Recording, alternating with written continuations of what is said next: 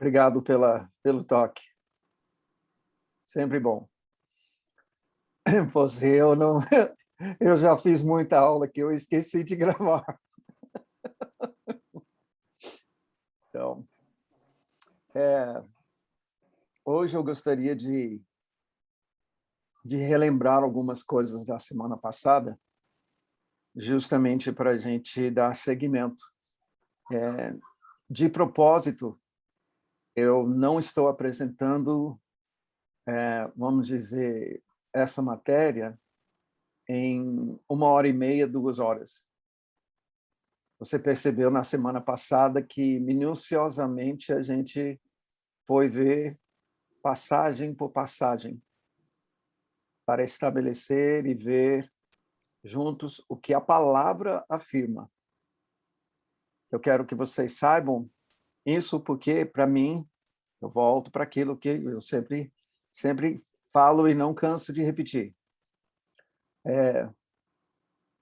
A palavra de Deus é teopneustos, é soprado pelo Espírito Santo, é inspirado por Deus. Esse inspirado por Deus, de 2 Timóteo 3,16, as escrituras são inspiradas por Deus, é teopneustos. Deus inspirou os autores. Então, no seminário, eu passei por vamos dizer, por um ensinamento que é comum a todos os seminários, onde eles apresentam o que chama um criticismo histórico da palavra. Isso chegou nos anos, vamos dizer, nos anos 40, de 1850, o mesmo tempo da teoria da evolução. Na teologia, paralelamente, estava havendo a ideia de que as escrituras são, na verdade, mitologia. Lembra nosso papo sobre mitologia? E que forças espirituais não existem. Existe matéria e a nossa alma. Mas espírito e coisas espirituais, não. E até tem teólogos, tá, que eram muito influentes. É interessante observar que a maioria deles vieram ou estavam na Alemanha, tá? Que aí é justamente nos anos 40, 1930, 40, que de Alemanha vem uma influência terrível do anticristo através de todo o governo do Hitler, tá? Afetando o mundo inteiro. E, na verdade, foi um prelúdio para aquilo que está acontecendo agora. Agora, essas conexões eu vou deixar vocês simplesmente ouvir e entender que o anticristo vem fazendo coisas há muito tempo. Desculpa, alguém bateu aqui na minha porta e a minha esposa não está. Deixa eu atender lá e já volto. Sim. Não está me vendo.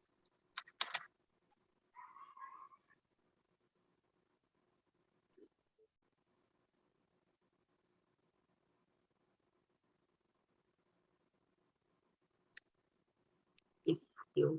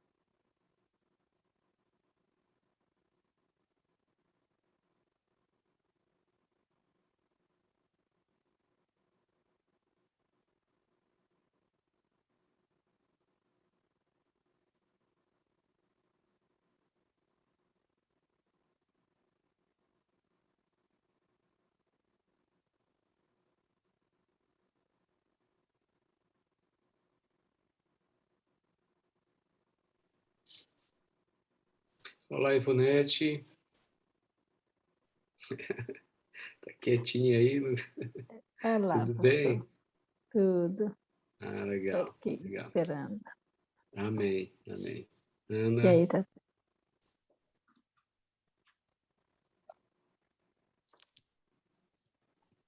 tudo bem? Obrigado pela paciência. A gente mudou para uma região aqui, eu não sei se vocês ouviram falar da comunidade Amish, né? Se você assistiu o filme Testemunho, tá? É sobre a comunidade Amish. E nós temos 200 metros aqui de casa uma família. E eles vêm, eu sei quando eles batem na porta, porque eles batem bem forte.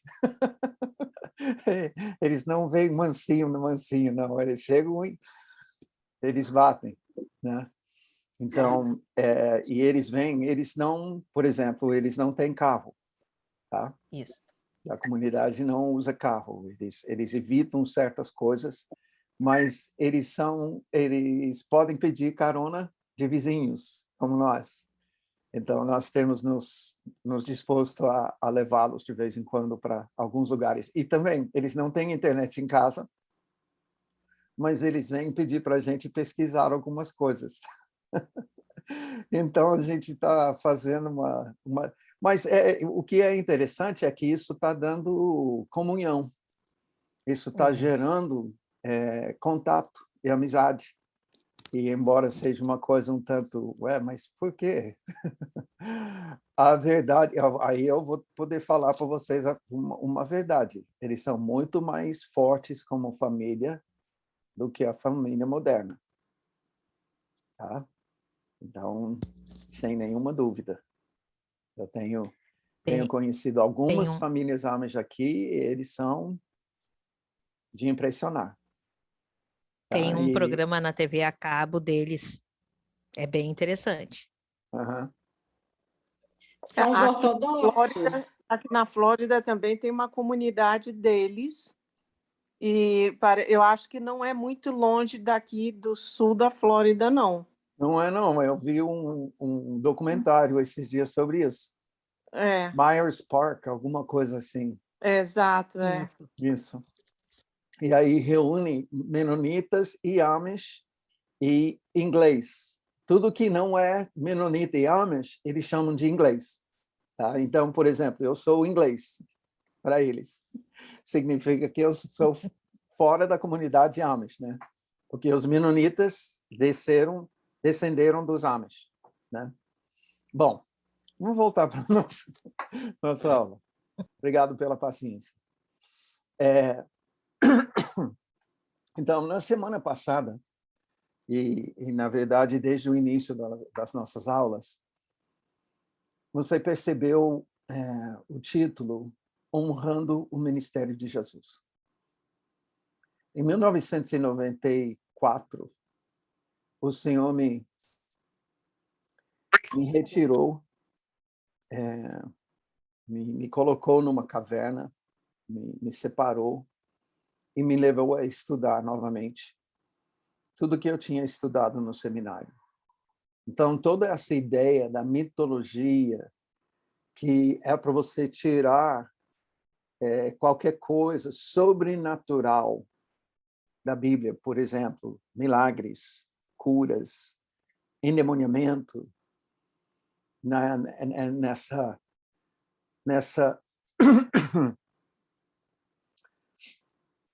nesse ramo teológico, né, anti-sobrenatural, que chamava tudo de mitologia, ou seja, fantasia, endemoniamento era problema psicológico. Tá? E, na verdade, as curas que podiam ter acontecido são curas tipo psicossomáticas. Tá? A pessoa mudou a sua ideia e, com isso, ela mudou o comportamento da sua vida e, com isso, ela melhorou.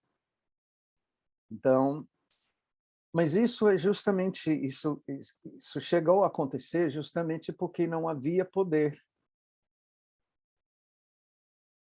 E isso começa, como eu falei, em 1840, 50, talvez iniciando na virada de 1800. E a questão é, quando Deus vem em 1906 e ele derrama seu espírito em Los Angeles e acontece o avivamento chamado Rua Azusa, com todas as manifestações de cura, de dons espirituais, de conversões marcantes de pessoas super pecadoras. Eu estou te falando, eram ínfames em relação ao seu pecado. Tá? Essas pessoas se convertendo de uma hora para outra, não é nem da noite para o dia, de uma hora para outra assim. A pessoa que entrou no salão bêbado, tá? Num instante recebendo oração, deixa de mostrar qualquer sinal de embriaguez. Eles estavam observando o poder de Deus de uma forma, e isso durou todos os anos do século XX. Tá? E ainda tem lugares hoje. Agora, isso não tomou conta ainda de toda a igreja. E por isso eu estou tentando hoje ajudar você a encaixar no que está na minha cabeça. Tá? Vai haver a restauração de todas as coisas. Isso significa a própria igreja. Então, nós precisamos saber onde começou e como começou. Porque é isso que vai ser restaurado. E nisso, essa restauração vai honrar o ministério de Jesus. Quando nós fazemos o que Jesus fazia em relação à missão do Messias, como discípulos do Messias, fazemos o que ele fazia na dimensão, no poder, na autoridade que ele fazia, assim, o seu ministério, a sua morte e o seu sofrimento será honrado. Eu sei que eu estou usando uma expressão que é radical e é forte. E eu sei que eu estou apresentando uma ideia que, quando você olha para a igreja hoje, é forte. Mas é por isso que nós começamos com a carta de Jesus aos Efésios, a igreja em Éfeso,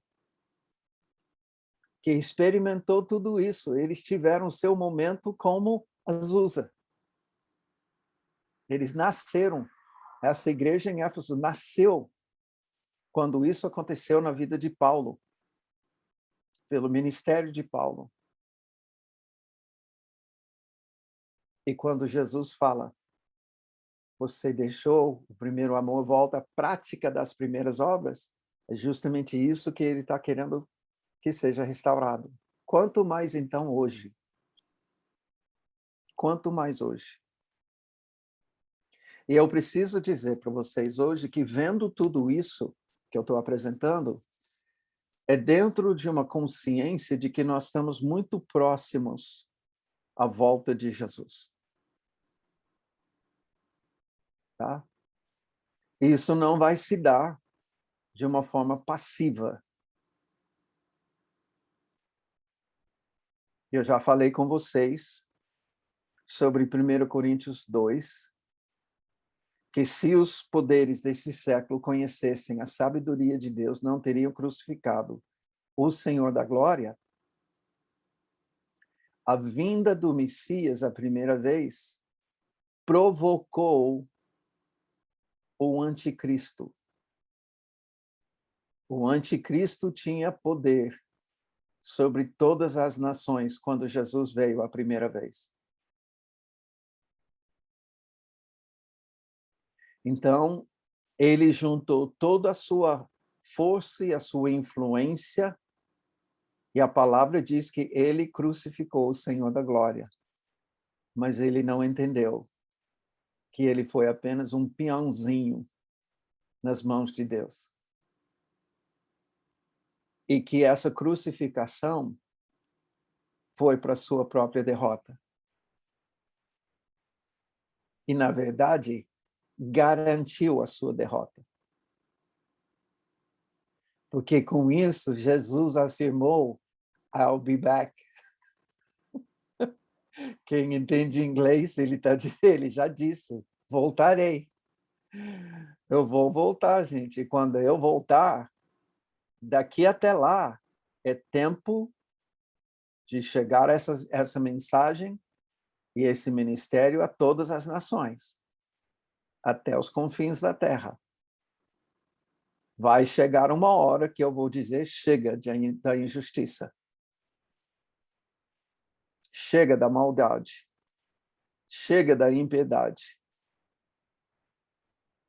Chega dos horrores. E eu voltarei. E quando ele voltar, a primeira coisa que ele vai fazer é julgar a impiedade. A palavra afirma que o seu cavalo e as suas pernas vai ser respingado de sangue.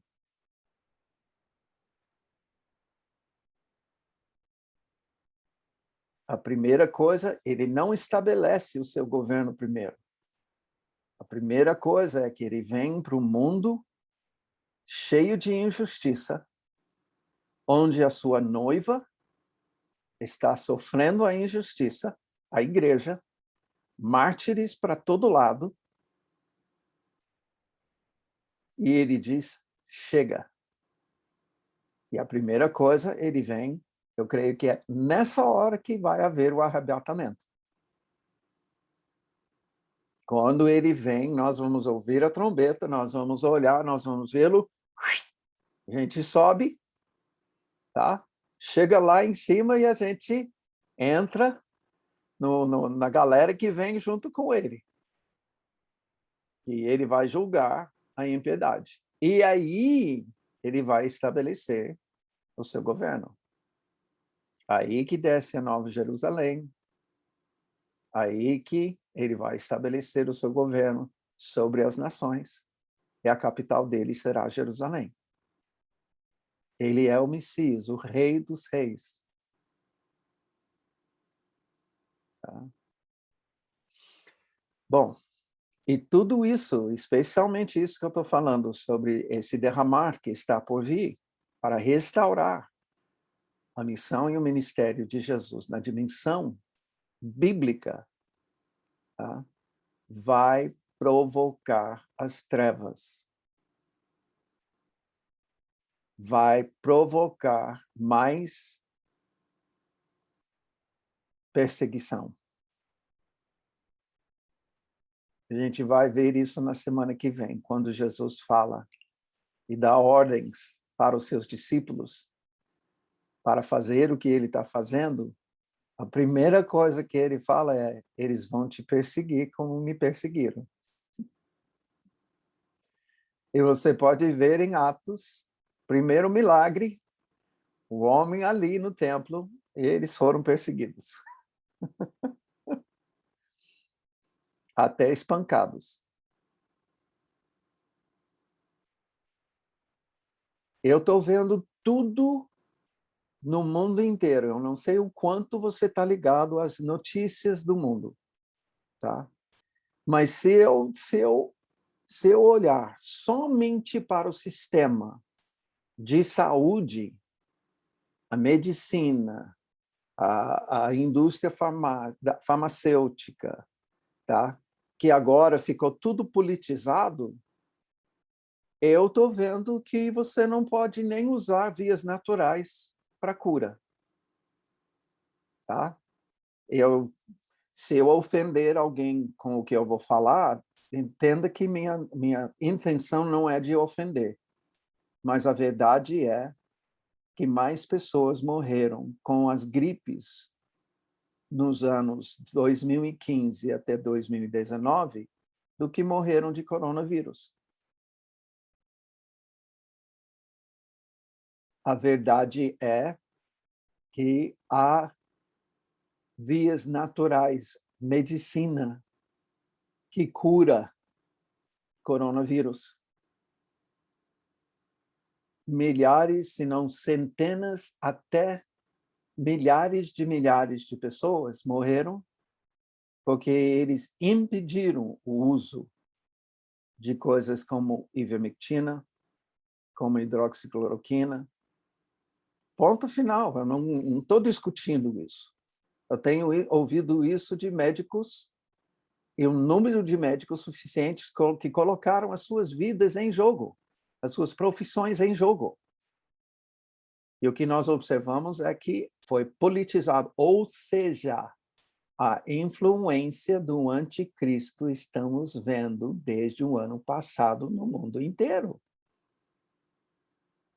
E eu preciso colocar tudo isso que eu estou falando nesse contexto. Por quê? Porque, para mim, Mike, tá? Isso me pegou de calça curta. Quando eu vou olhar o ministério de Jesus, Jesus simplesmente teria curado todo mundo que contraísse esse tal do vírus. Simples.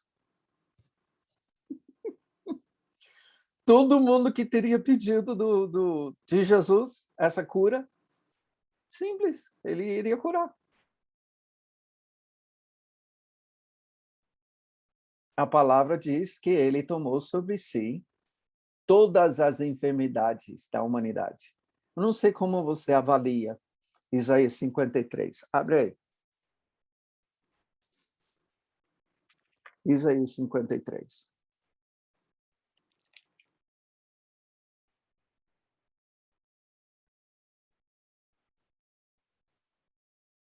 Versículo 4 em diante. Certamente ele tomou sobre si as nossas enfermidades e as nossas dores levou sobre si. E nós o reputávamos por aflito, ferido de Deus e oprimido. Não tem mais palavras mais claras do que isso. Quando ele foi julgado, em seguida ao julgamento, ele levou uma surra, chibatadas. Chicote foi feito de couro, e no couro eles colocavam pedacinhos de osso. Tá? Tipo osso quebrado, e colocava no couro. E aí, quando passava nas costas de Jesus e dava volta do seu lado, tá? Então, esses pedaços agarravam na carne e, ao ser puxado, arrancava.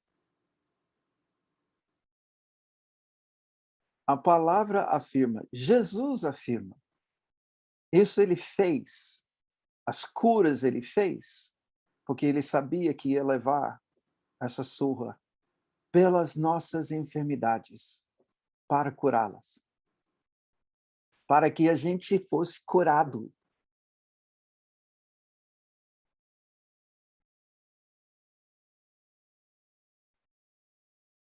Oh. Eu tô pregando para mim mesmo, tá? Eu estou vendo a palavra, isso significa que... E ele falou isso, quando ele falou de uma das curas, a mulher, nós vimos o outro dia, essa mulher com fluxo de sangue, filha de Abraão, tá esse tanto de tempo, tá? Aflita por Satanás.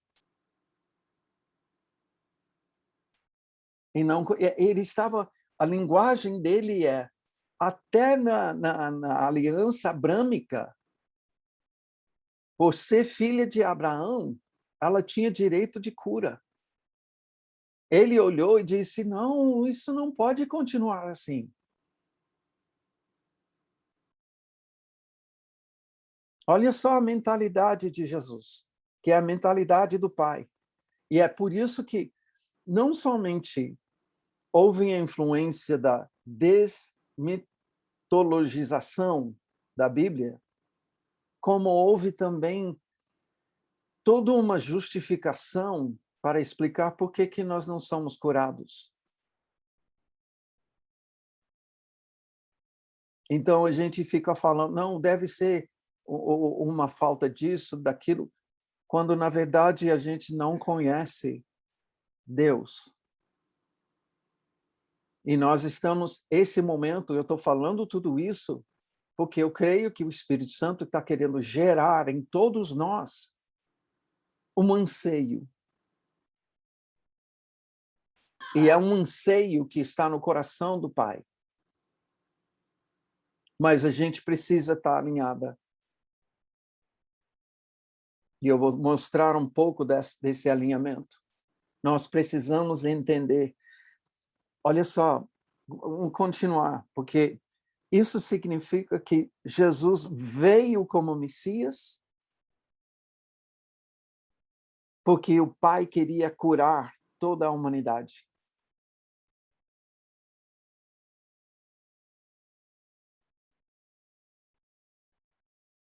E eu não estou falando de vias naturais, vamos dizer. Eu já falei, a cura está no coração de Deus. É vontade de Deus curar. Se cortar esse braço, tá?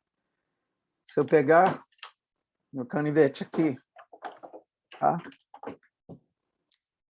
Cortar o braço. É só fazer assim em cima e deixar estancar, limpar, colocar alguma coisa em cima, cobrir, não deixar infeccionar e sara. É parte da criação. Deus criou o corpo para se curar. Se quebrar esse braço, então o braço está assim. Tá. Quebrou. E o braço está quebrado aqui, ó. E voltando para cá. Tem que colocar no lugar, porque senão ele vai calcificar. Torto. Mas vai calcificar. Por quê? Porque o Pai quer que o corpo se cure. Então, quando nós olhamos a criação, a gente observa a inclinação de Deus de curar. Por isso, quando ele, por exemplo, tira o povo de Israel do Egito, e entre as primeiras coisas, ele cura Israel de todas as enfermidades que eles tinham no Egito, isso mostra que Deus é o Deus que deseja curar. Por isso ele foi conhecido então como Jeová Rafá, Deus que cura. E até o povo de Israel não entendia a dimensão disso. Jesus vem, ele sofre, ele tomou sobre si, naquele dia, lembra? Quando ele foi para o batismo, ele tomou sobre si, naquela hora já. Ele se identificou conosco naquela hora. Se identificou com o nosso pecado, porque ele continua, ele foi traspassado pelas nossas transgressões, moído pelas nossas iniquidades, castigo que nos traz a paz estava sobre ele, e pelas suas pisaduras fomos sarados. Repete. Então, quando Deus fala duas vezes a mesma coisa, ele está enfatizando. Todos nós andávamos desgarrados como ovelhas, cada um se desviava pelo caminho, mas o Senhor fez cair sobre ele a iniquidade de nós todos. Ele foi oprimido e humilhado, mas não abriu a boca. Como cordeiro foi levado ao matadouro. Como ovelha muda perante os seus tosqueadores, ele não abriu a boca. Por juízo o opressor foi arrebatado, e da sua linhagem quem dela cogitou? Porquanto foi cortado da terra dos viventes, por causa da transgressão do meu povo, foi ele ferido. Fica muito claro. Isso que estava acontecendo naquele dia que ele levou a surra e ele foi crucificado. Mas ele continua. Designaram-lhe a sepultura com os perversos, mas com o rico esteve na morte. José da Arimateia colocou ele no seu sepulcro, posto que nunca fez injustiça, nem dolo algum se achou em sua boca. Todavia, olha só isso, ao Senhor agradou moê-lo. Eu estou falando com bastante senhoras aqui. Você tem moedor em casa?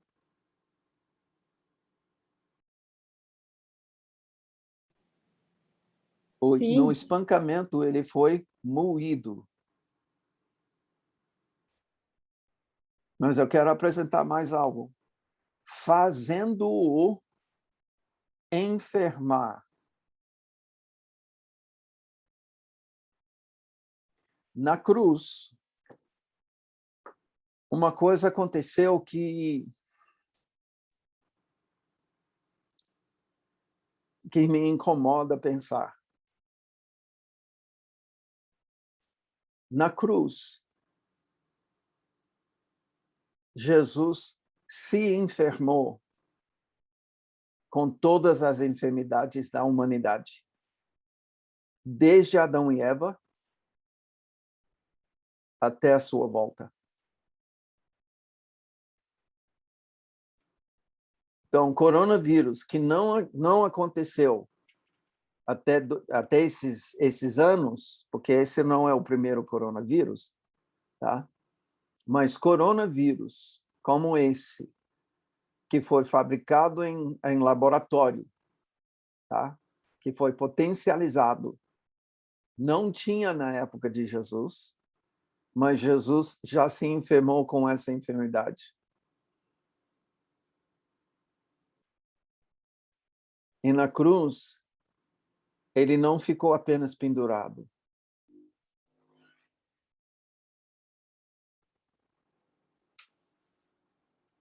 Ele ficou enfermo. Pensa na enfermidade que você quiser. Jesus se enfermou com essa enfermidade na cruz. Agradou ao Senhor moê-lo, fazendo-o enfermar.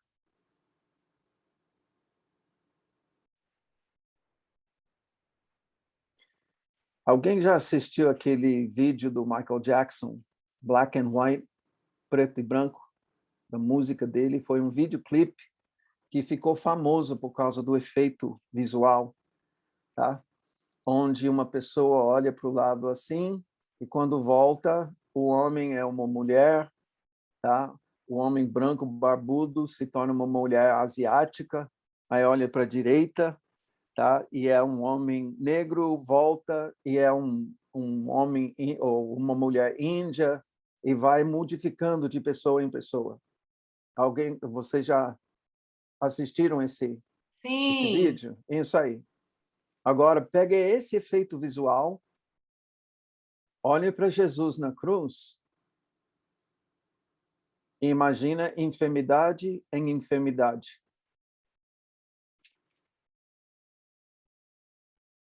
Asma, câncer, coronavírus, todas as pragas, todos os defeitos de nascença, a cegueira, surdez, mudez,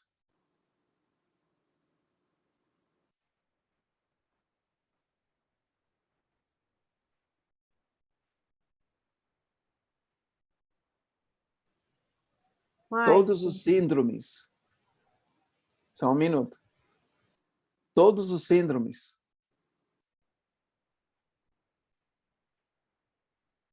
Todas as enfermidades emocionais.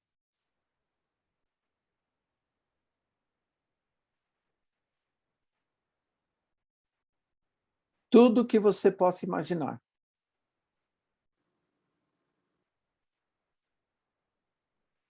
Eles se surpreenderam que Jesus morreu tão cedo.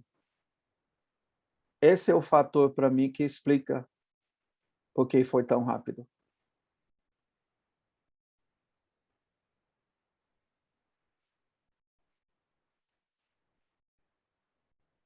Porque naquela cruz,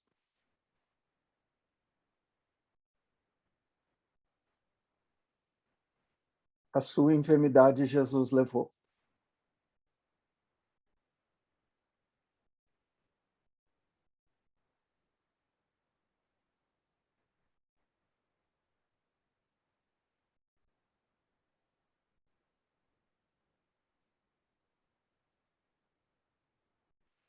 O ministério de Jesus procede da vontade do Pai de curar. Porque todo ser humano, aos olhos de Deus, é filho em potencial. O pecador rejeita a paternidade de Deus, mas Deus nunca deixa de ser pai do ser humano. Ele age na vida do ser humano constantemente com uma expectativa paterna que, pela misericórdia revelada e demonstrada na vida do ser humano, o ser humano se converta, se arrependa e volte a Deus. Quando houver, por exemplo, um momento de castigo, que até o castigo vai causar arrependimento. Quando houver um momento de graça e abundância, o ser humano vai reconhecer de onde vem e vai se arrepender. Até na vida do cirurgião mais altivo, que se acha Deus, que não percebe que ele jamais iria cortar, fazer um corte num ser humano, se o Criador não tivesse gerado o corpo para se curar. Porque se o cirurgião, ao cortar o corpo humano, não pudesse estancar o sangramento, o que adianta fazer a cirurgia?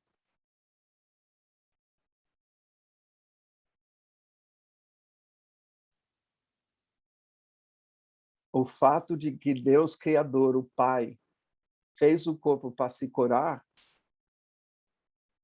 e aí tem muito cirurgião que vai chegar diante de Deus, e Deus vai dizer, eu fiz tudo.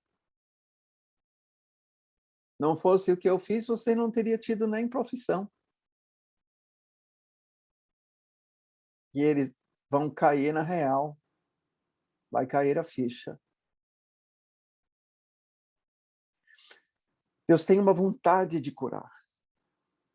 Ele não se alegra, tá, com o nosso sofrimento. Muito pelo contrário.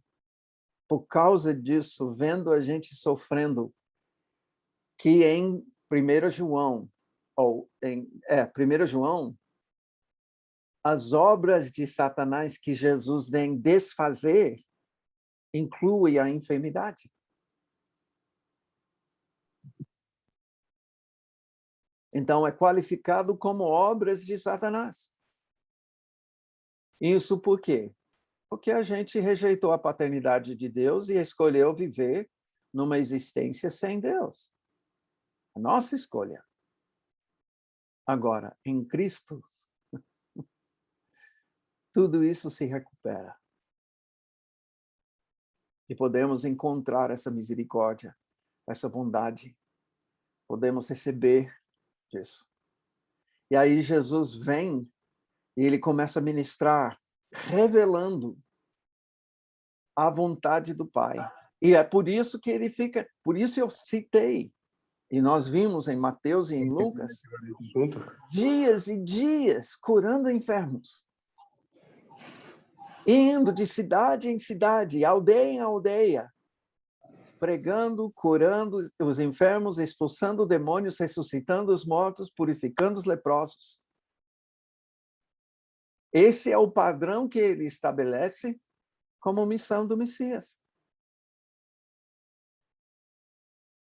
E aí ele chama os discípulos e dá autoridade e poder para fazer a mesma coisa e manda, ordena fazer a mesma coisa. E chama esses de discípulos.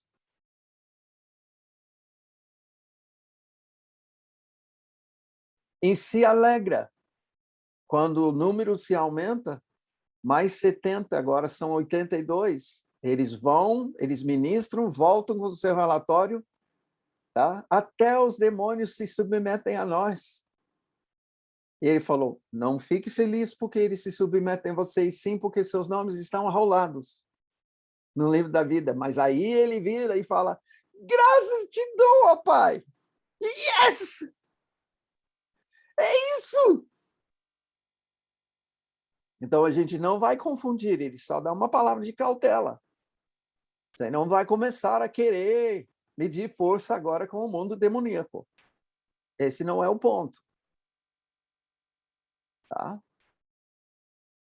O ponto é que você, o principal é que você está continuando o ministério que eu exemplifiquei e ordenei que você fizesse.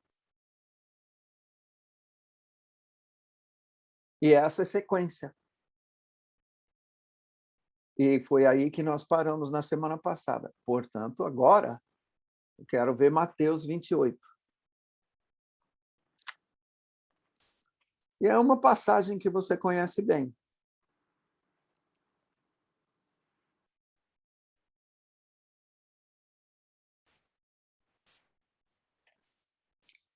Especialmente vocês que estão em outros países.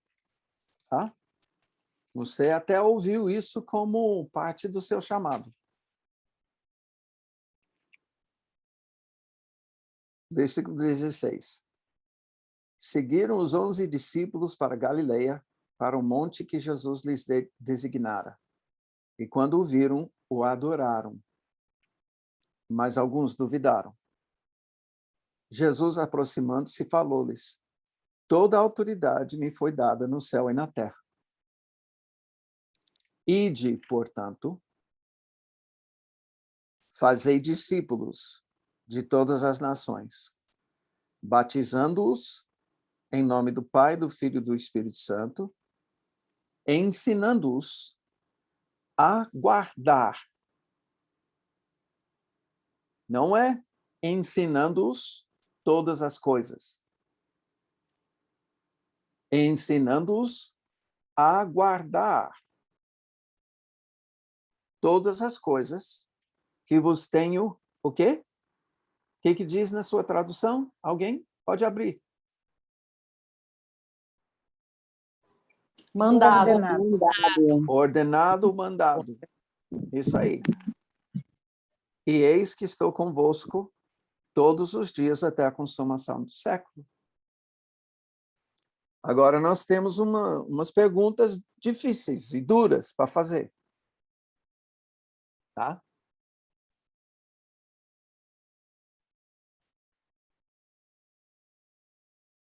Quando o Senhor começou a lidar comigo sobre isso em 1994, ele perguntou: Mike, você está fazendo o que Jesus falou aqui? Porque foi em cima dessa palavra que eu fui para o Brasil para fazer discípulos.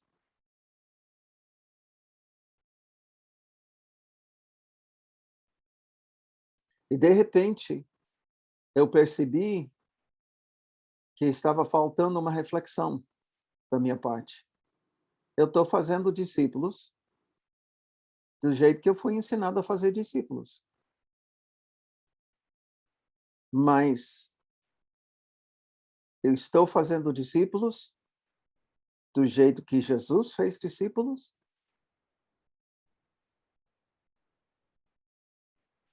Senão, eu estou desonrando o ministério de Jesus.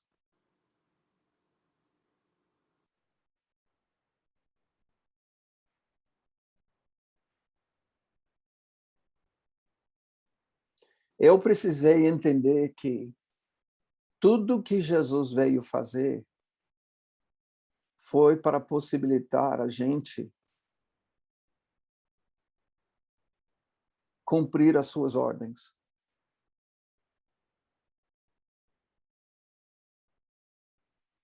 Então, qual é o ponto de referência aqui de discípulo? Fazei discípulos. O discípulo tem que ter um ponto de referência. Qual é o ponto de referência para os discípulos de Jesus?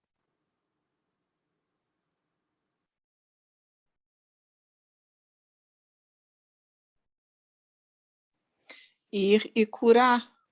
Em Não. nome Mas quem que fazia isso?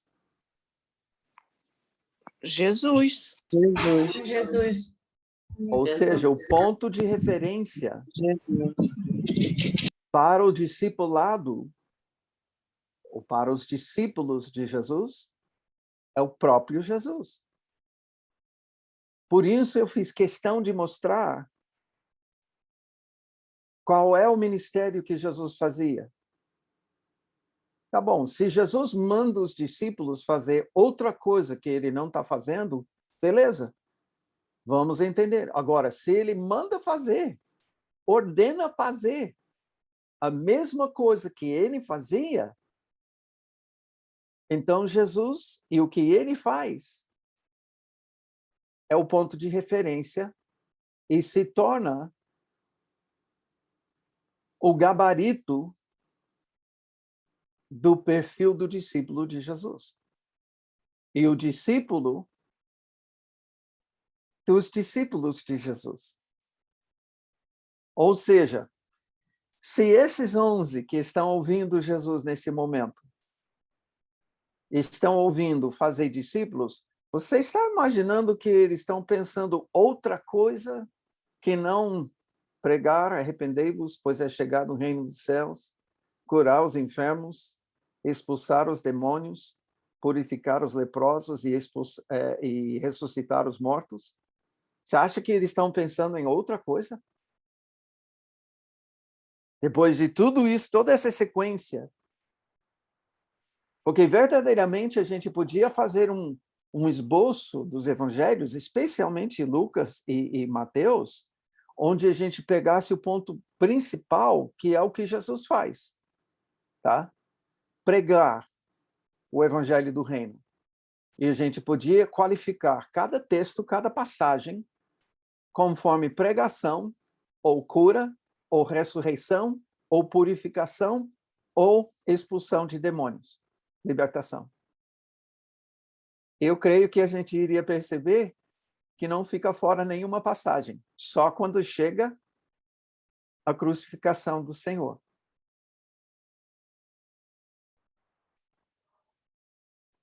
Até então, Jesus vivia fazendo isso e envolvia seus discípulos a fazer isso.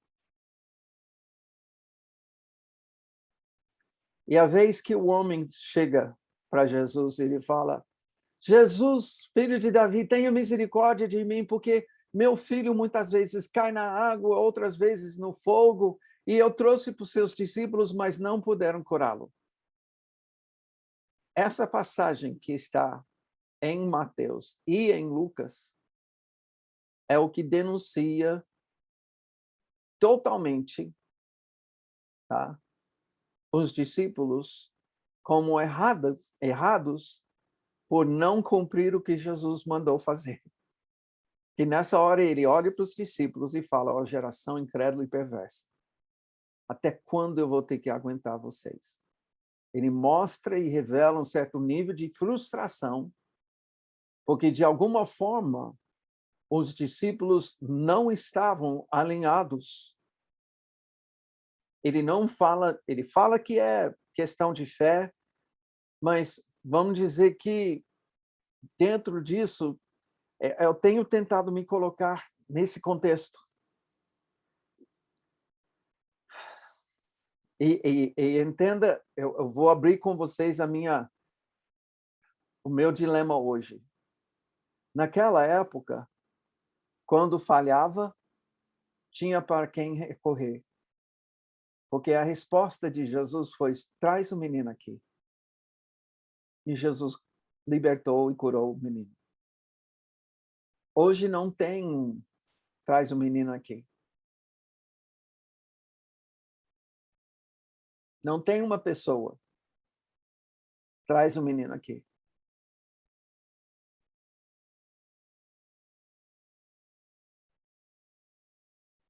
Eu estou me colocando dentro do contexto da palavra para deixar a palavra definir o que a minha vida pode ser como cristão. E ao dizer cristão, lembra que Cristo significa Messias.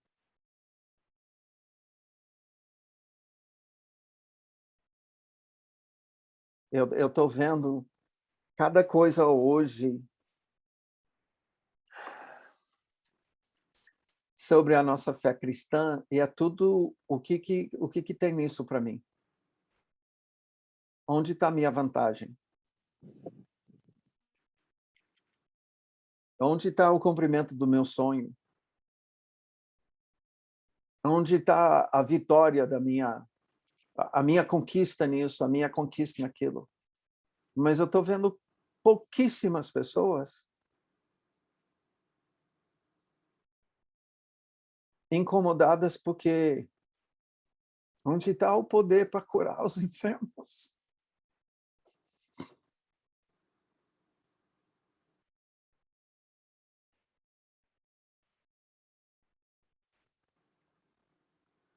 Onde está a unção do Senhor na minha vida que faz o demônio manifestar de longe?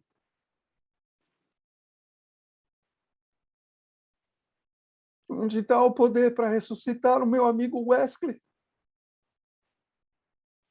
em abril desse ano? Curar o câncer da minha amiga Cris. Eu não sei dos outros, mas eu estou incomodado ao ponto de eu não estou ligando para coisas materiais mais. Eu quero ver essa missão, esse ministério do Messias explodir. Jesus deu a sua vida para isso. Eu quero te mostrar. Ele finda a sua vida aqui, dizendo: fazei discípulos, batizando-os e ensinando-os a guardar todas as coisas que vos tenho ordenado. Então, cabe a pergunta: quais são as coisas que Jesus ordenou? Quem fez a minha matéria sobre intercessão do Messias, você vai lembrar que eu fiz questão de falar. Jesus falou: portanto, orareis assim. É uma ordem. E em Lucas ele diz: quando orardes, dizei. É uma ordem. Mas quando eu fui pesquisar no Google, quais são as ordens que Jesus deu durante a sua pregação, o ensino? Sabe que eu vi faltando? Não, eu vou dizer, em todas as listas que eu vi faltando, portanto, orareis, quando orardes, dizei, pregai, curai, ressuscitai, purificai e expulsai. Todo mundo fez uma lista que deixou essas coisas fora. E aí eu estou assim, é lógico que se nós estamos ensinando todo mundo a guardar todo mais, mas não isso, É lógico que isso não acontece. A gente não tem expectativa.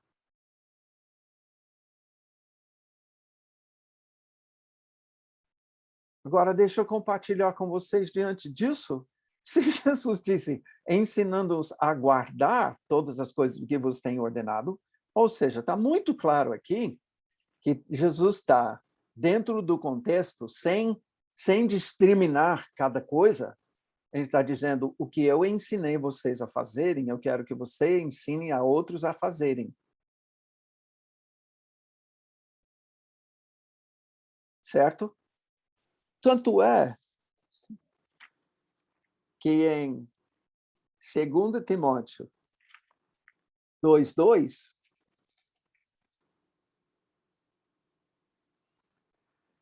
lembra uma coisa, Paulo ministrou conforme Jesus na cidade de Éfeso. Quando ele sai, ele manda um jovem, que ele considera um filho na fé, para pastorear em Éfeso. Ele chama Timóteo. E para o Timóteo, 2 Timóteo 2, ele escreve dizendo, tu, pois, filho meu, fortifica-te na graça que está em Cristo Jesus. Fortifica-te na graça que está no Messias Jesus. Ao dizer Cristo Jesus, ele está relembrando a missão do Messias. Você não vai pensar no Messias sem pensar no que ele ministrou. E o que da minha parte ouviste através de muitas testemunhas, isso mesmo transmite a homens fiéis e também idôneos para instruir a outros. Ou seja, fazei discípulos. O que eu te ensinei, o que você experimentou comigo, fazei discípulos de outros. E esses outros precisam ser fiéis e idôneos para, por sua vez, também fazer discípulos.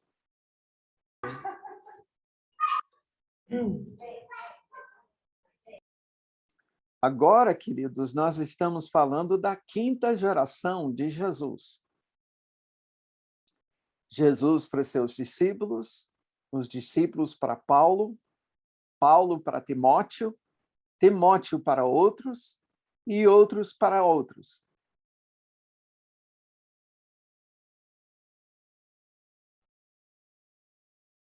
O padrão bíblico que se revela é esse. E dentro disso, deixa eu mostrar algo. Tem que ver. Eu sempre esqueço onde está essa palavra. Onde que Jesus mandou os discípulos esperarem? Eu acho que está no início de Atos.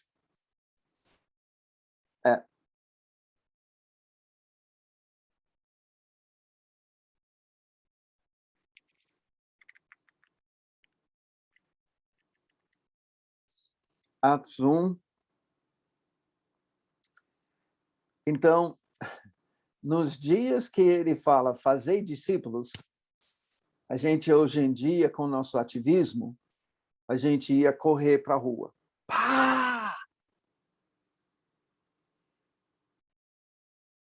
Vamos! Ah! Mas Jesus é interessante observar algo. Versículo 4, 1:4 de Atos. Atos 1:4. E comendo com eles, determinou-lhes que não se ausentassem de Jerusalém, mas que esperassem a promessa do Pai, a qual disse ele, de mim ouvistes. Porque João, na verdade, batizou com água, mas vós sereis batizados com o Espírito Santo, não muito depois desses dias. Então, os que estavam reunidos lhe perguntaram, Senhor, será esse tempo em que restaures o reino a Israel? Não vos compete conhecer tempos ou épocas que o Pai reservou pela sua exclusiva autoridade, mas recebereis poder ao descer o Espírito Santo sobre vós, e sereis minhas testemunhas, tanto em Jerusalém, como em toda a Judeia e Samaria, e até os confins da terra. Queridos, se eu estou entendendo esse texto, Jesus está dizendo, para vocês fazerem e continuarem, precisa haver uma transferência de poder. Vocês ainda não receberam o poder que precisa para serem minhas testemunhas. Então, você precisa receber, e por causa disso, você vai esperar. Ele diz, ide, mas espera. Então, durante 40 dias, Jesus ressurreto está ministrando, está falando, ministrando sobre o reino, tá? Por isso a pergunta, será esse o tempo que vai restaurar o reino, o governo em Israel? Lembra que todo mundo esperava um Messias, herói político, militar? Essa pergunta procede dessa expectativa. Tá? E Jesus, não. E a questão é que quando ele vem para governar sobre o mundo inteiro. Não é só sobre Israel. Nós, nesse momento, de todas as nações, seremos enxertados em um só governo justo do Messias.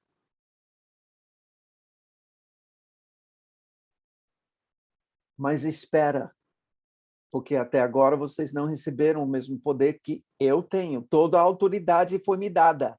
Eu vou para o Pai, vou pedir que ele envie o Espírito Santo, e quando o Espírito Santo vier, aí é a minha interpretação. O mesmo poder que operava em e através de mim estará em e operará através de vocês. E vocês serão as minhas testemunhas. Qual é o testemunho? Que ele é o Messias. E dentro dessa linha, então, os discípulos do Messias, para provar que Jesus é o Messias, precisam fazer as obras do Messias. Para isso que vem o poder. O poder não vem para me dar uma casa nova. A unção não vem para me tornar rico. O Espírito do Senhor está sobre mim, pelo que me ungiu para Isaías 61, que nós vimos na semana passada. A unção do Espírito Santo, o poder do Espírito Santo é para pregar. E quando a gente prega na direção do Espírito Santo, o Espírito Santo, como nuvem, traz temor sobre os ouvintes e há um quebrantamento. Há poder para curar os enfermos como Jesus curava, ressuscitar o morto como Jesus ressuscitava, purificar o leproso como Jesus purificava, expulsar demônios. Jesus nunca expulsou um demônio que não manifestou. Sabia? Todos os casos específicos que falam sobre endemoniamento, o demônio manifestou. Que foi um tremendo problema que eu tenho. É uma indagação muito grande que eu tenho com ministérios que ficam expulsando demônios que não manifestam.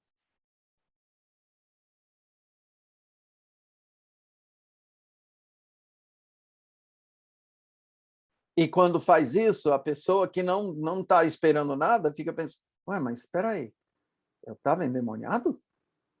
Como é que é isso? Aí gera muito problema.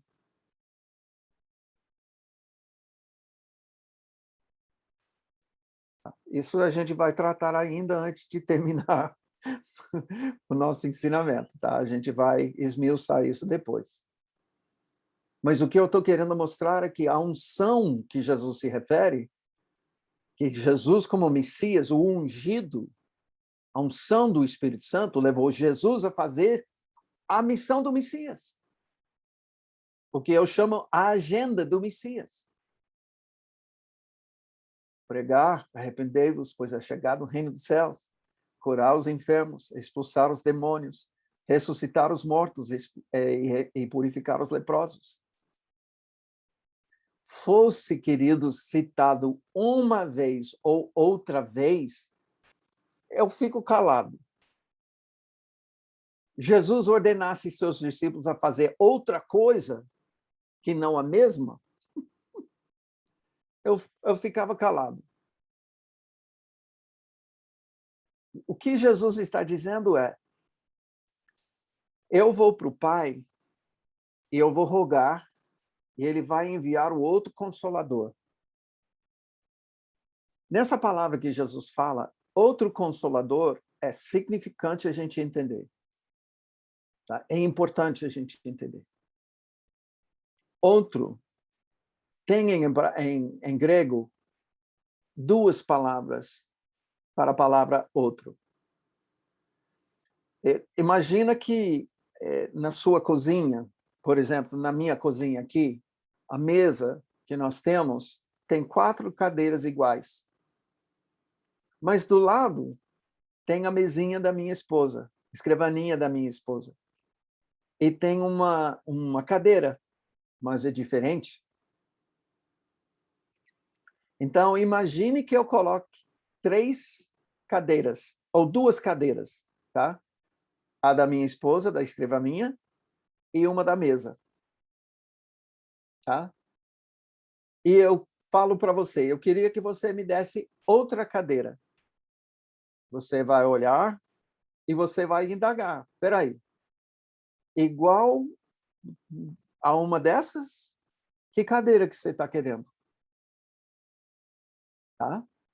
Bom, essa palavra que Jesus usou é uma palavra que especifica qual cadeira. Tá? Então, imagina as 4 cadeiras da mesa, que são iguais. Tá? E eu falo para você, eu quero outra cadeira.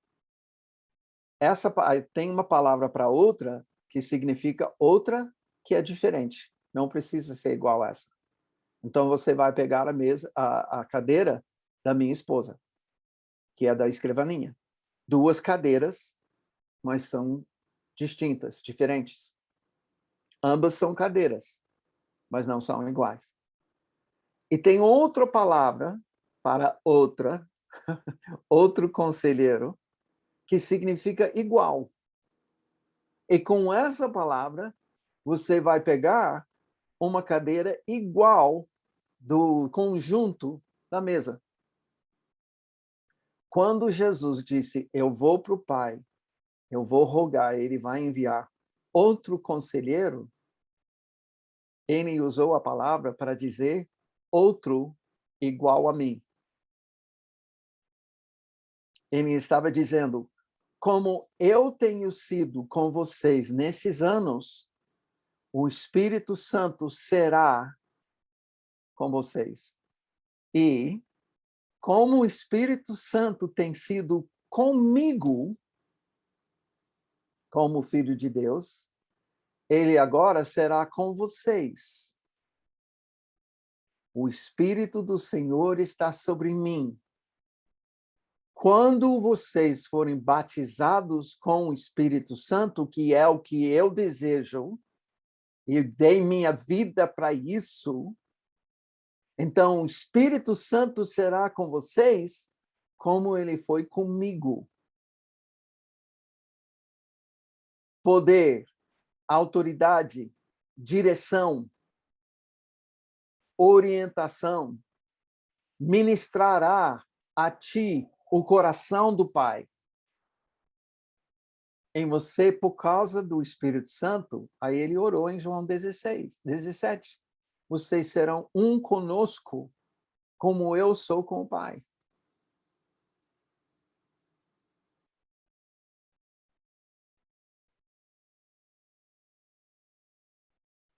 A gente precisa entender essa sequência para a gente estar alinhado. Nós tornamos, numa pregação popular, a unção do Espírito Santo num produto para vender.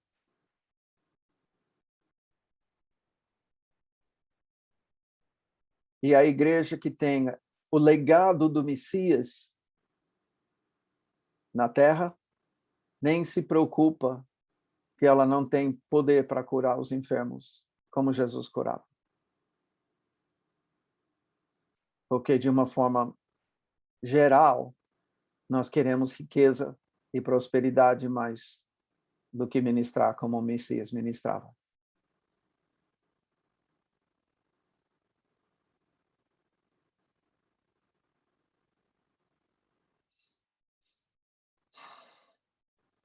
Por isso, Jesus fala para a igreja em Éfeso: arrepende-te e volta à prática das primeiras obras. Como é que eu estou lidando com isso pessoalmente? Porque eu não quero deixar tudo isso sobre vocês e não falar com vocês como é que eu estou lidando com isso. Eu entendo que eu falei com Deus agora à tarde, Pai, é isso que eu estou entendendo, é muito claro na palavra. Muito claro. Eu só posso entender que o Senhor está reservando essa restauração para um momento. E por isso eu falei com vocês, eu creio que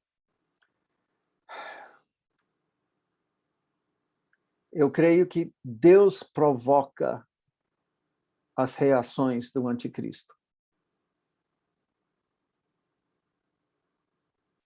E o anticristo, quando ele reage,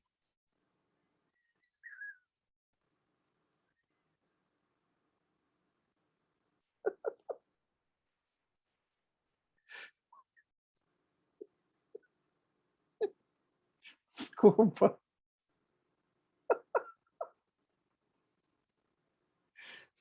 Salmo 2. Não, eu não preciso ler isso para vocês. Salmo 2. É que eu não esperava essa risada. Mas eu sei que é. E não é de mim.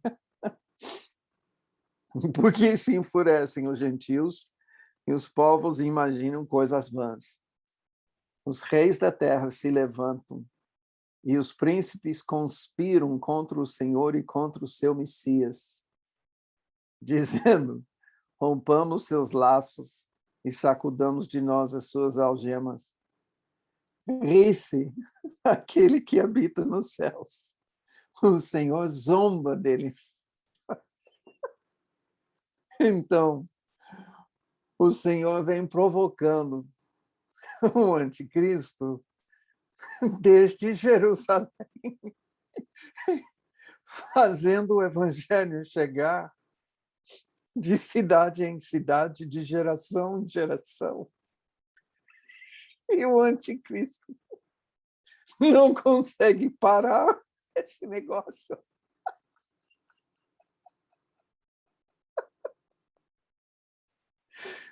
E aí, em momentos de desespero,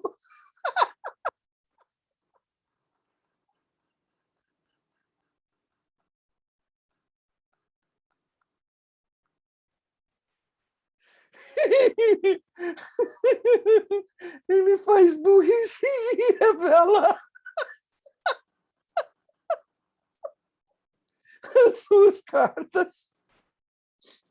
E nisso, em seguida, o Senhor responde assim: Ó, é?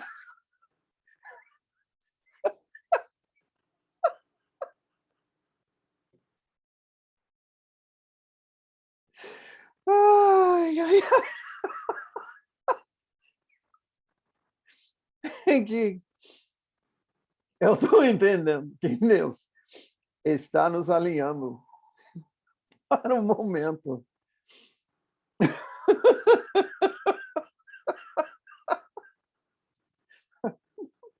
Olha, eu vou falar uma coisa aqui que eu preciso falar, mas é porque o Espírito Santo está mandando falar.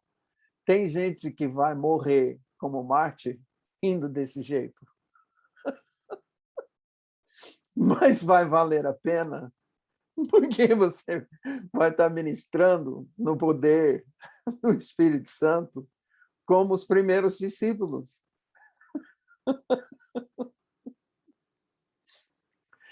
Que deixa eu mostrar para você o que acontece uma vez que o Espírito Santo vem sobre a igreja.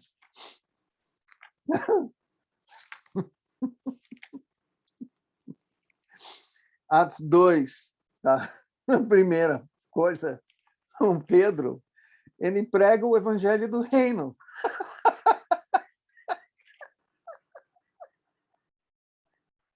E 3.000 pessoas se converteram. Pregai, arrependei-vos. Ele fez exatamente isso. Eles perguntaram, em versículo 37, ouvindo eles essas coisas, compungiu-se-lhes o coração e perguntaram a Pedro e os demais apóstolos, que faremos, irmãos? Respondeu-lhes Pedro, arrependei-vos, e cada um de vós seja batizado em nome de Jesus Cristo, o Messias, para a remissão dos vossos pecados e recebereis o dom do Espírito Santo. Ou seja, receberam o Espírito Santo e foi alagada. Pá! Vai! E começou fazendo o quê? Exatamente o que Jesus tinha ordenado.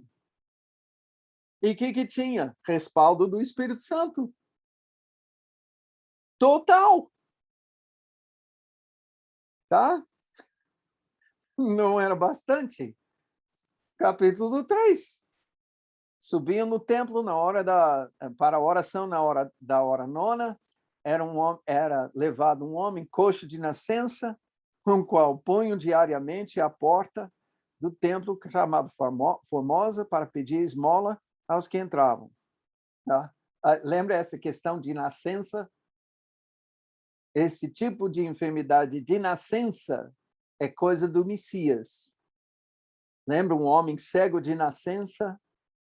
É significante falar que esse homem coxo de nascença, tá? E curaram. O homem pediu cura? Não. Ele pediu esmola. Eles achavam que eles podiam ministrar?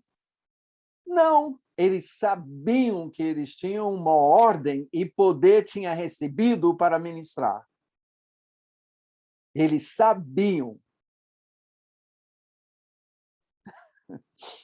Ai, meu Deus.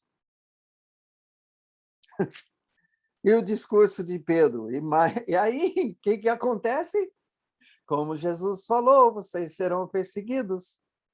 Não passa algumas horas e Pedro e João estão presos. Então, eu não vou brincar com vocês e dizer a gente vai receber tudo isso e vai ser 1000 maravilhas e vai ser só... A gente vai surfar essa onda até Jesus voltar. Não, vai ser perseguição. O anticristo está nessa indústria da medicina e farmacêutica. Começa a acontecer essas curas para todo lado, ele vai se levantar e vai, não, você não pode curar assim, não. O povo vai parar de comprar remédio na farmácia. Não, você não pode curar assim, não, porque aí a gente vai parar de fazer cirurgias que se paga milhões para fazer? Ah, não. Sim. Sim. Mas a gente precisa entender algo. Assim como a cura para o câncer já foi encontrada há muito tempo. Sim. Mas eu quero falar uma coisa aqui. Justamente, eu creio, eu quero dar um ponto sobre isso. Deus fez o corpo para se curar. O alimento é para manter esse corpo curado. Tá? Então, na natureza, tem coisas naturais para a cura de todas as enfermidades. Mas a indústria farmacêutica está endemoniada, ou seja, debaixo da influência do anticristo, e quando encontra curas na natureza, eles põem um registro sobre isso perante os governos e se torna ilegal pegar o que é natural e produzir isso de forma barata para o ser humano tomar. Suplemento seria, e alimentação. Além disso, quando faz isso, se torna algo tão barato, na verdade, porque vem da natureza, tão barato, eles levam a isso super caro. Então, há um e outro, e outro, e outro, e outro, e outro, e outro que ganha em cima disso. Então, aquilo que Deus colocou de graça na natureza, a gente acaba sendo roubado por N pessoas nessa linha, tá? E o Senhor está olhando essa injustiça. Além disso, a indústria farmacêutica pega e faz esse remédio de uma forma sintética. Só que o sintético tem contraindicações, porque gera efeitos colaterais, que causam outras enfermidades. Tá? Posso dar um testemunho sobre isso, pastora Ligerim?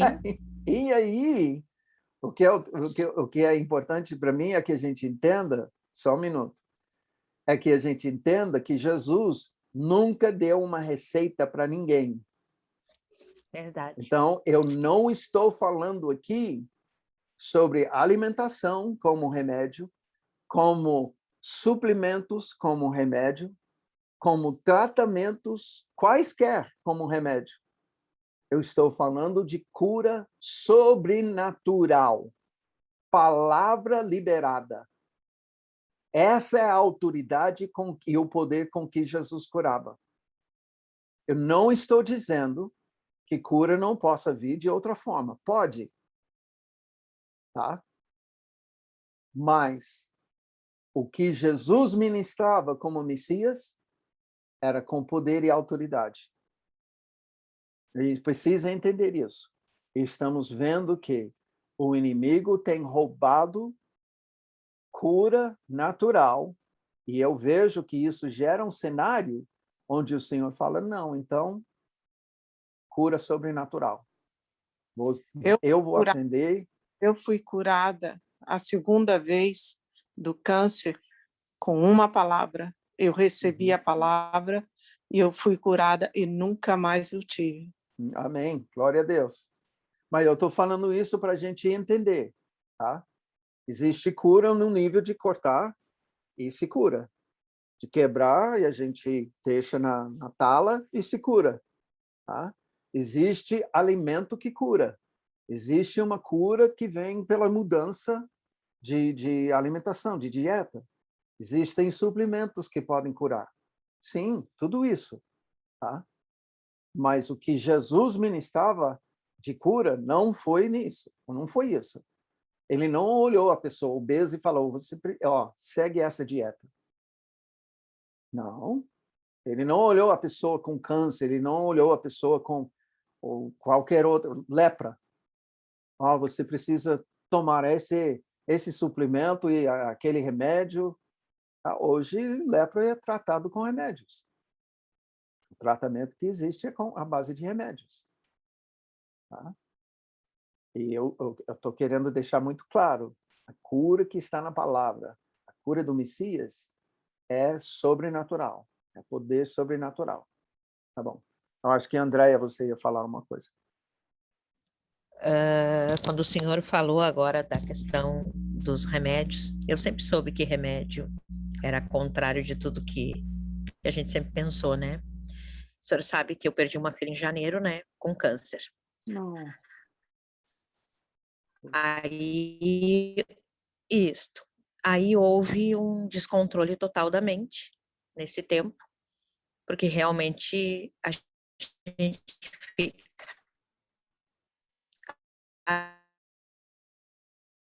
Até quando eu estava chorando, e todos viram, era este milagre que o senhor falou que eu queria naquele momento. Eu disse a Deus na terça-feira, ela faleceu na terça-feira, dia 26 de janeiro. Era esta, que tivesse Jesus ali para fazer isso, mas não tinha, que ele estava fazendo a vontade dele sobre ela. Aí eu tive que tomar um remédio. A questão é o remédio. O quanto não devemos tomar.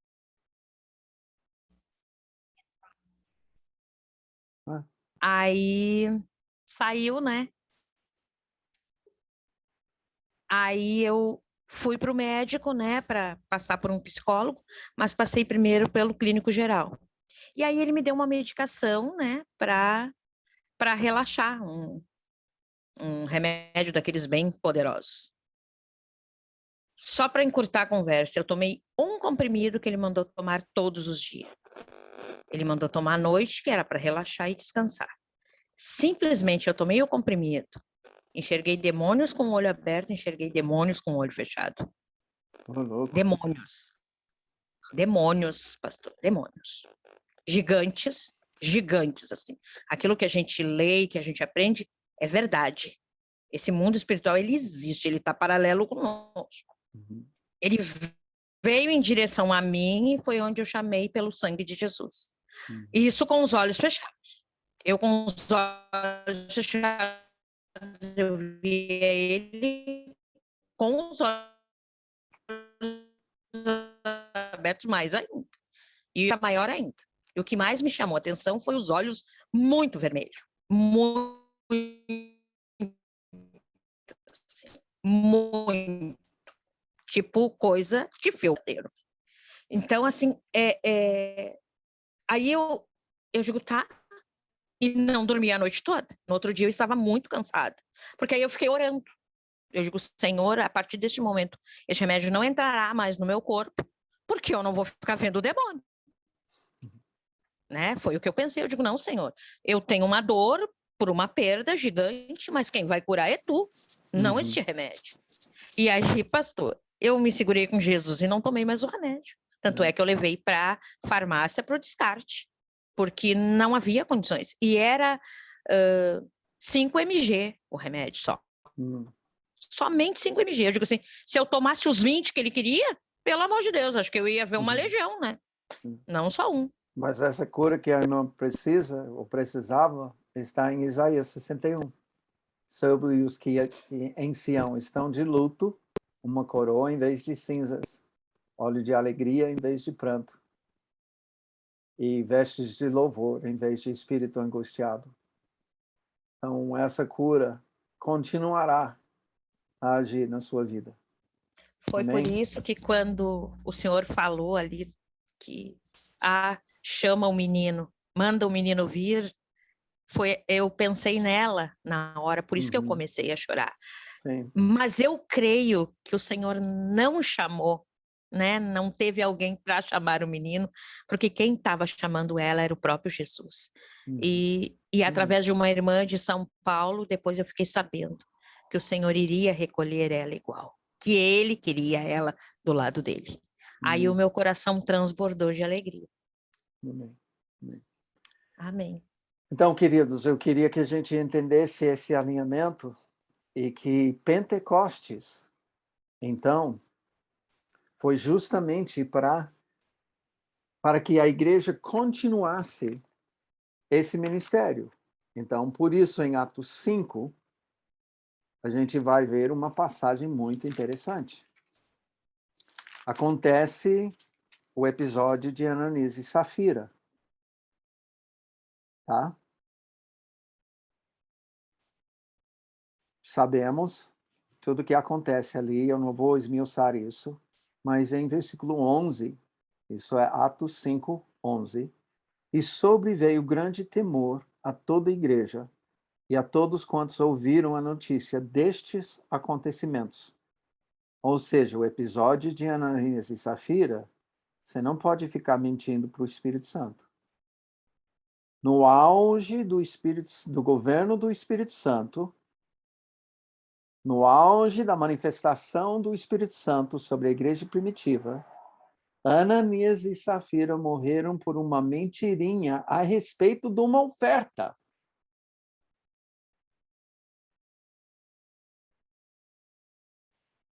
Preste atenção. Foi tanto que você deu? Ah, foi tanto.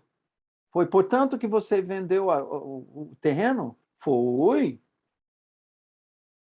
E Pedro para Ananias: como é que você ousa mentir para o Espírito Santo? O Espírito Santo estava tão real no meio deles, como se fosse uma pessoa em carne e osso.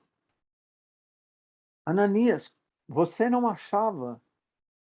Você vendeu por 9, ou por 10, e você deu 9. Você não achava, dizendo que você tinha vendido por 10? Desculpa, dizendo que você tinha vendido por 9? Vendeu por 10 e ficou com 1? Você não achava que, simplesmente falando, vendi por 10 e eu estou dando 9 de oferta, bastava? Podia ter falado isso, não havia nenhum problema em vender por 10 e dar 9 de oferta. O problema é que ele vendeu por 10 e deu 9 de oferta e disse que tinha vendido por 9. Ele mentiu. Que no nosso contexto humano hoje é uma mentirinha. Ah, não é tanta coisa. É. Você quer o governo do Espírito Santo sobre a igreja? Esse é o tipo de coisa que vai acontecer. Mas veja o que acontece em seguida. Muitos sinais. Isso é versículo 12. Fala sobre o grande temor que sobreveio à igreja. E em seguida, muitos sinais e prodígios eram feitos entre o povo pelas mãos dos apóstolos. E costumavam todos reunir-se de comum acordo no pórtico de Salomão. Que é o pórtico de Salomão?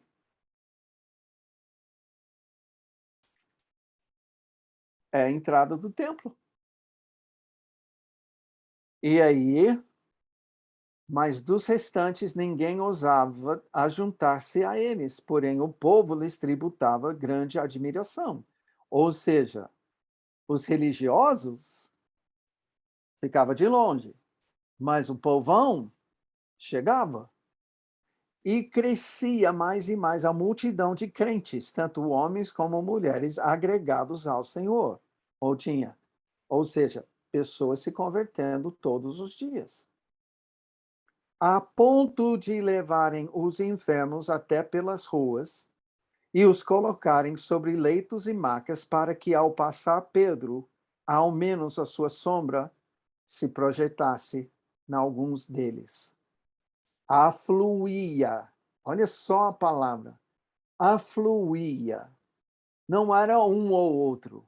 Afluía fala de muita gente. Era comum chegava toda hora. Também muita gente das cidades vizinhas a Jerusalém, levando doentes e atormentados de espíritos imundos e, olha só a frase, todos eram curados. A dimensão do ministério de Jesus. Todos eram curados.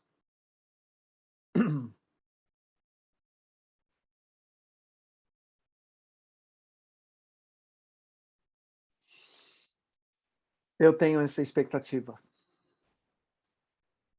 na minha vida pessoal, nessa geração, sabendo que é assim que nós vamos preparar o caminho do Senhor para a sua volta.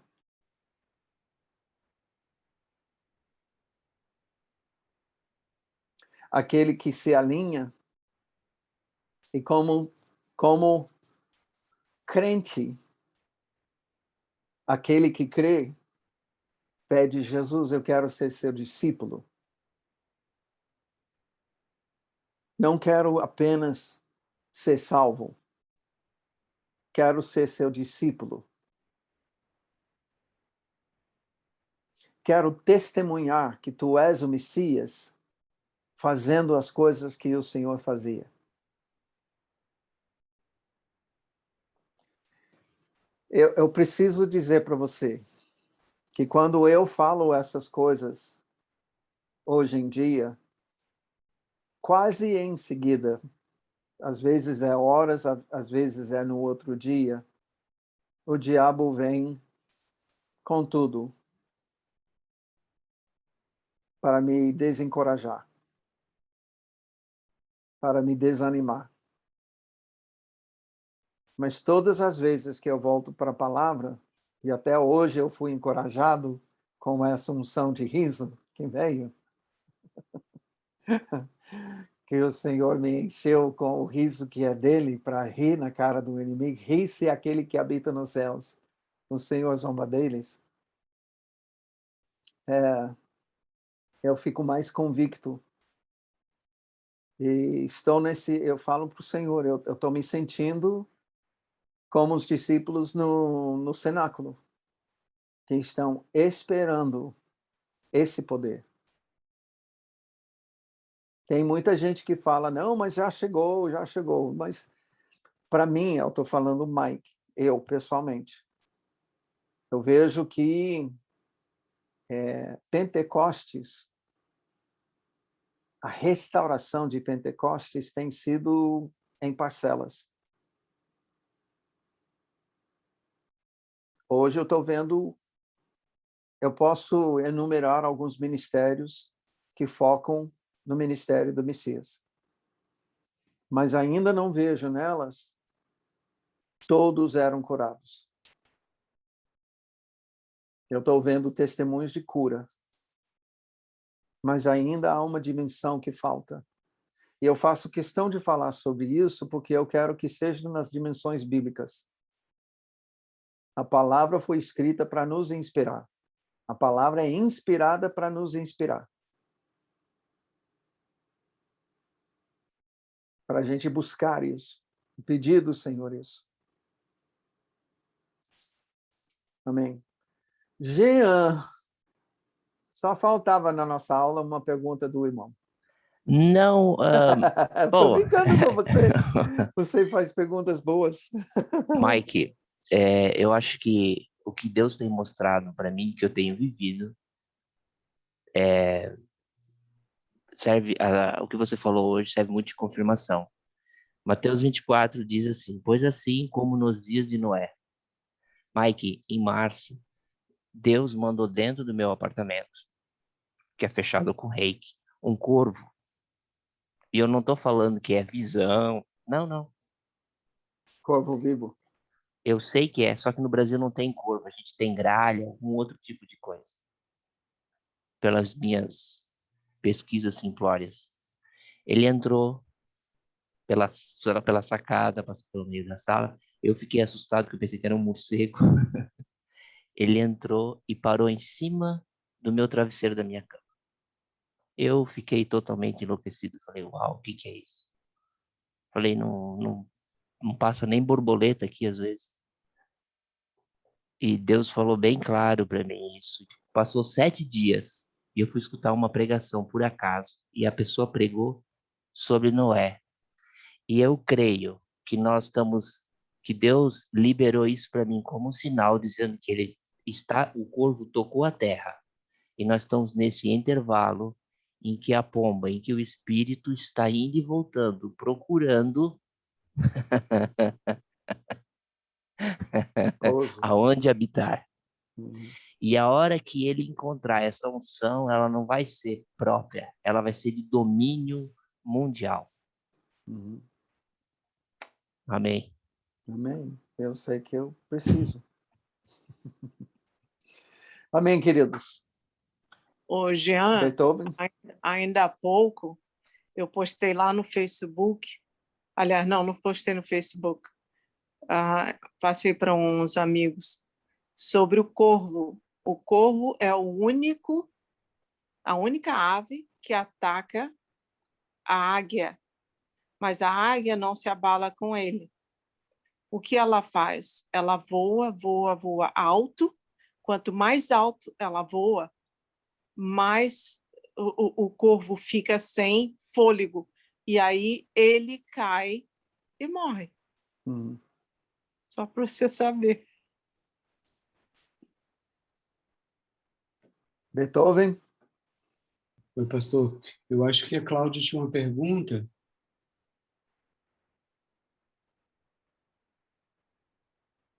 Tá sem som. Paz, tudo bom, Paz. pastor? Graças a Deus. Eu tive uma impressão aqui, eu quis compartilhar algo, assim, que meu coração ele queimou quando você estava falando sobre as obras ali do Messias e esse conflito, né, entre a gente saber por que a gente não está fazendo, né? E na hora eu pensei no que Jesus fez na cruz, né? Porque quando a gente vai falar para... Até serve para nós, né? Que nós somos perdoados ali, quando o Senhor falou assim, nós somos perdoados, Jesus foi moído por nós, pelas nossas transgressões. A impressão que eu tive é que neste exato momento, na eternidade, isso está acontecendo a todo tempo. Então, pessoas elas estão sendo curadas todos os dias, sendo perdoadas constantemente, desde que tenha aquele arrependimento genuíno. Tipo, a obra na eternidade, ela está neste momento em ação, o que ele fez. E nós temos uma facilidade de olhar para os nossos pecados e confessar eles a Cristo e dizer, Senhor, o Senhor levou os nossos pecados, mas a doença não. E se na eternidade isso ecoa essa cura que ele gerou para nós, esse moer, nesse exato momento está acontecendo, nesse exato momento essa cura está sendo liberada para nós aqui na Terra. E aí o que eu penso assim, está acontecendo, Jesus ele está curando nessa hora, neste momento, nesse instante, nesse segundo, assim como ele também está nos perdoando. Isso ecoa todos os dias. E aí quando você falou ali sobre que existe ministérios, né, que eles já estão fazendo isso, eu creio que é como se fosse um portal, um entendimento. O Senhor tem falado muito comigo sobre o encaixe perfeito. E eu dizia assim, mas que encaixe perfeito? Porque existe um nível de entendimento também. Então, eu penso que, assim como irmãos vão e eles estão fazendo isso, é como se na eternidade estivesse abrindo algo muito gigantesco e as pessoas começassem a acessar esse lugar simultaneamente a ponto desse derramar gigante. Não sei, eu, assim, na minha humilde comentário aqui, mas eu, na minha cabeça, não sei explicar em palavras o que eu senti quando o Senhor estava falando sobre Jesus ter sido moído e vindo esse sacrifício dele na cruz e ecoando na eternidade, nesse tempo real agora. Pela primeira vez na história, por exemplo, quando Jesus veio, a repercussão da missão do Messias era na jurisdição de Israel, Síria, Jordânia. a Filistia e Líbano. Ali era a região do impacto do seu ministério. Com Pentecostes, isso aumenta, tá? E começa a ir para as nações. Desde então, nós estamos falando de praticamente 2000 anos. O evangelho continua chegando de cidade em cidade, nação em nação, geração em geração. E pela primeira vez, há uma geração em que a igreja está posicionada em toda a terra. Então, eu creio que o que a irmã está sentindo está havendo um alinhamento, tá? Justamente o que eu estou ensinando, para que encaixe perfeito aconteça numa geração no mundo inteiro. E é por isso que está sentindo o tamanho, a magnitude da dimensão disso. Tá? É mundial. O que está para acontecer, como é evidente que há um governo mundial que revelou em 2020 a sua existência. Eu vou falar uma coisa aqui, desculpa a minha franqueza, mas eu acho que a pessoa que não está enxergando o governo globalista como o governo do anticristo está simplesmente se enganando. E não existe pior cegueira do que aquele que não quer ver. Tá?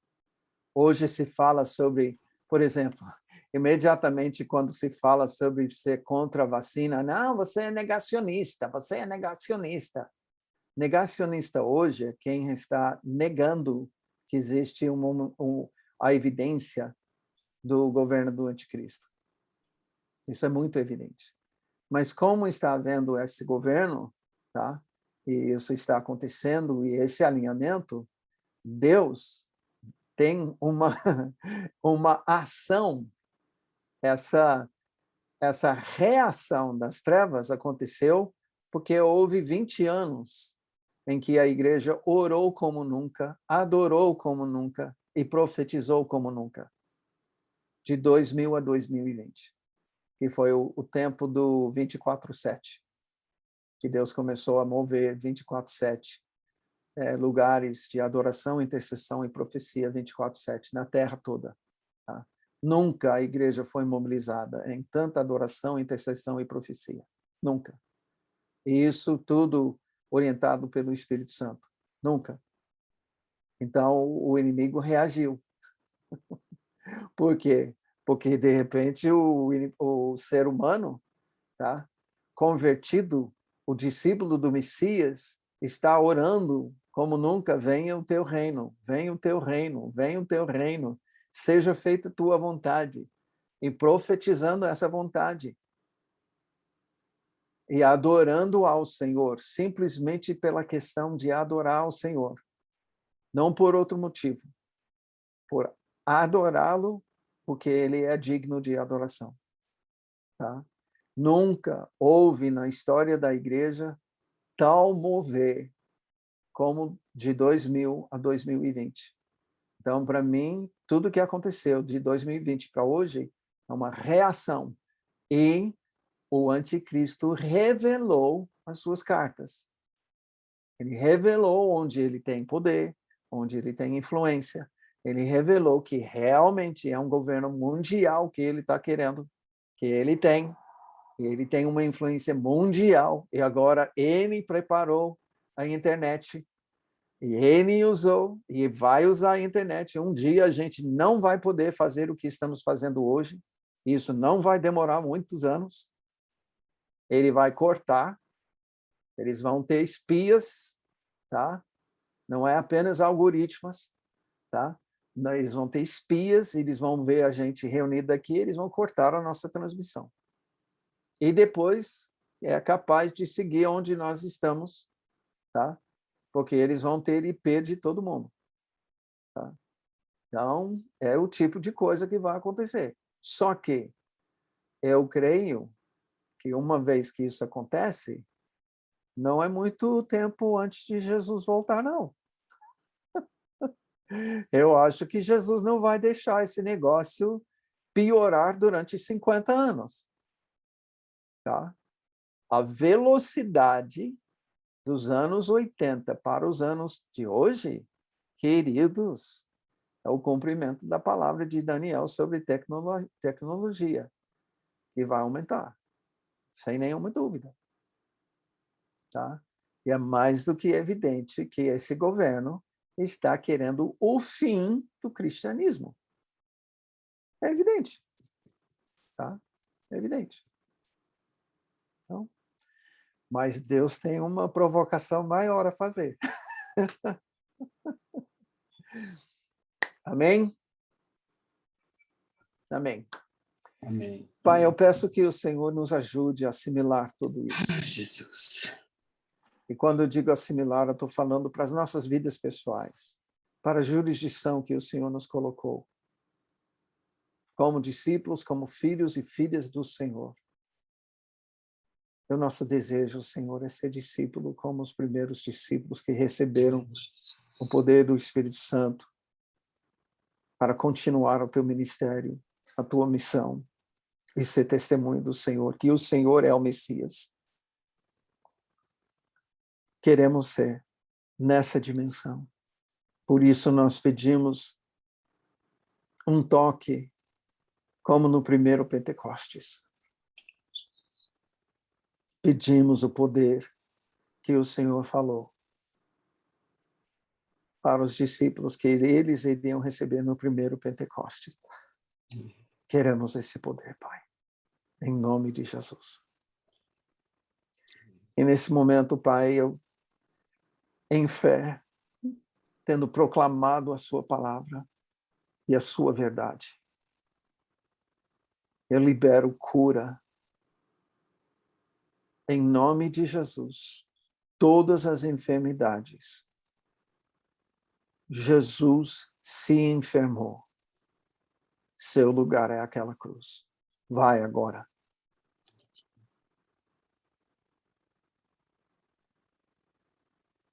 Eu declaro você livre dessa enfermidade. No corpo ou na alma. Livre. Liberta, liberto.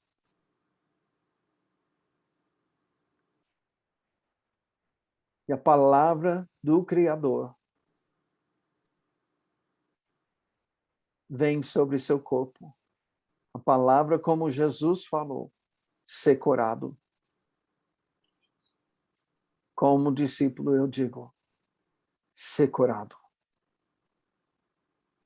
De asma, de câncer, de diabetes, de toda e qualquer enfermidade, dores, cessem agora em nome de Jesus. Da cabeça aos pés, todos os sistemas, todos os órgãos, todas as células, ser curado em nome de Jesus. Te louvamos, Senhor. Obrigado por tomar as pisaduras. Não tem palavras para agradecer, mas nisso, que o Senhor seja conhecido como Messias. Que sejam honradas as tuas pisaduras. E o teu nome santificado. Amém. E amém. Deus abençoe. Quinta-feira tem mais. Obrigado, pastor. Boa noite. Obrigado. Amém. Boa noite. Boa noite. Boa noite, pastor. Paz a todos. Obrigada, boa noite. Amém. Boa noite, boa noite. Boa noite. Pastor Iracema, a senhora quer falar alguma coisa? Tem alguma instrução? Não, pastor, dá tudo tranquilo. Amém. Ótimo, graças a Deus. Amém. Bom, a gente tem algumas vagas, né? Surgiram algumas vagas, alguns alunos fecharam o curso. Se tiver alguém querendo trazer mais um, pode trazer. Só falar comigo, tá bom? Amém. Amém. Amém, gente. Deus abençoe. Boa noite. Deus Boa possa noite, guardar bom cada um de descanso. vocês, cada um de vocês. Amém. Amém. Em nome de Jesus. Amém. Boa noite para todos. Amém, pastor. Boa noite. Obrigada por tudo. Boa noite, Deus abençoe. pastor. Tchau, gente. Deus abençoe. Boa Boa noite. noite. Tchau, Ana. Amém. Tchau, pastor. Deus abençoe. Boa noite. Tchau, Ana. Dorme na paz do Senhor. A paz do Oi, Senhor, Ana. amada. Paz do Senhor para ti também, linda. Que linda. Boa noite, Deus gente. Boa noite. Oi, Gina, paz. Paz, pastor. Boa noite. Fica com Deus. Bom Boa noite. descanso. Obrigado aí pela reunião de oração que vocês tiveram por nós. Amém. Deus abençoe. Deus, amém. Tchau, Valéria. Tchau. Boa noite, gente. Boa noite, pastor.